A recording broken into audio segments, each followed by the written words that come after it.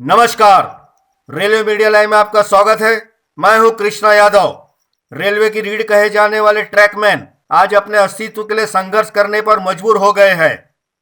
थका देने वाले कार्य के बावजूद न उनको उचित प्रमोशन है और न ही दूसरे विभागों की तरह सुविधाओं का लाभ है।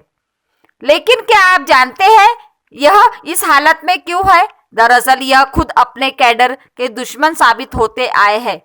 यूनियनों के हाथों की कठपुतली बनकर इन्होंने खुद अपने लिए गड्ढे खोदे हैं। यूनियन के मोहरों ने पहले इनके बीच आकर ट्रैकमैनों के संगठन खड़े किए। जब ताकत बढ़ने लगी और इनकी आवाज पर कार्य होने लगे, तब इन भेड़ियों ने अपना असली चरित्र दिखाकर उनकी गोद में जाकर बैठ गए, जिनके खिलाफ इन्होंने अपने लोगों को खड़ा किया था। दबी आवाज में रेलवे खबर के सूत्रों ने बताया कि इसके लिए फेडरेशनों द्वारा भारी भरकम राशि खर्च की गई थी। आज यह लोग उन ट्रैकमैनों के दम पर बैठकर नेतागिरी कर रहे हैं, जिन्होंने इनके ऊपर विश्वास कर अपना सर्वस्व निछावर कर दिया था। ट्रैकमैनों के साथ गद्दारी उसी वक्त शुरू हो गई थी जब इनके संगठनों का रजिस्ट्रेशन यूनियनों के तौर पर न करके एसोसिएशन के तौर पर किया गया था। यह सर्वविदित था कि रेलवे के अंदर मान्यता के चुनाव में कोई भी एसोसिएशन चुनाव नहीं लड़ सकती है।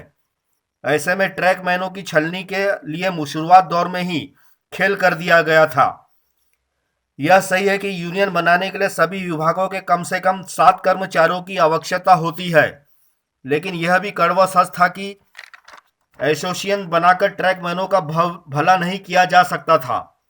आखिर में इन्हें उन्हीं में से किसी एक यूनियन को सपोर्ट करना पड़ता, जिनके खिलाफ इन्होंने अपने आप को खड़ा किया था।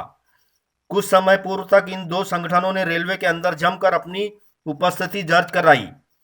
बड़े से बड़ा नेता इनकी ताकत के आगे डर गया।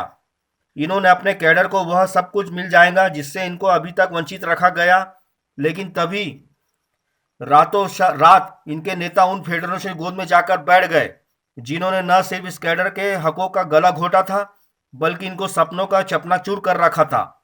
आखिर जब उन्हीं फेडरेशनों की जी हुजूरी करनी थी, फिर उनके खिलाफ संगठन खड़ा करने की क्या जरूरत थी?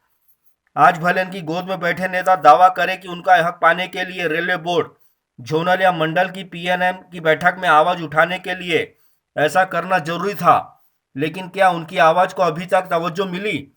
शायद बिल्कुल भी नहीं, और आगे मिलेंगी भी नहीं। इसकी भी कोई गुंजाइश नहीं है। आखिर ट्रैकमैनों का भविष्य क्या है, इसका जवाब किसी के पास नहीं है। वेतन से चंदा कटौती के बाद अब उनको अलावा कोई भी नहीं है। इनके बड़े नेता अब इनको उन्हीं नेताओं की अच्छाई कर बताते नहीं थकते हैं, जिनके खिलाफ कभी इनको खड़ा किया गया था। एक ऐसा कैडर जो हमेशा से नेताओं के लिए थोक का ओट रहा हो, अब अपने हक पाने के लिए फिर उन्हीं के सहारे हो गए। कुछ समय पूर्व तक जिनकी दहाड़ के आगे रेलवे बोर्ड की दीवारें हिलने लगी थी, आज चंद नेताओं की वजह से फिर वापस उसी स्थिति में आ गए, जहां उनकी आवाज को सुनने वाला कोई नहीं है।